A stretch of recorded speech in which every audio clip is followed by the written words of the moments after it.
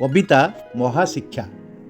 अजा बसीथिले दांड पिंडारे, पान कुटुथिले पान कुटारे, आसी पहुँचिला मिली, पचालाउ होई पचारिला अजा गप कही नाह काली।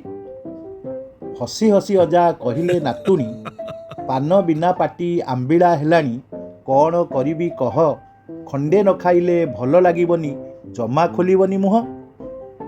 पचारिला मिली कहिल अजा, पान खाइबाटा केमिति मजा, खाई तो पारुन मटर मुढ़ी, दांत जाक सबू गलाणी झड़ी, खाइबारे कल बल, कहिल आजी को पान खाइबारे केते तुमे खर्च कल।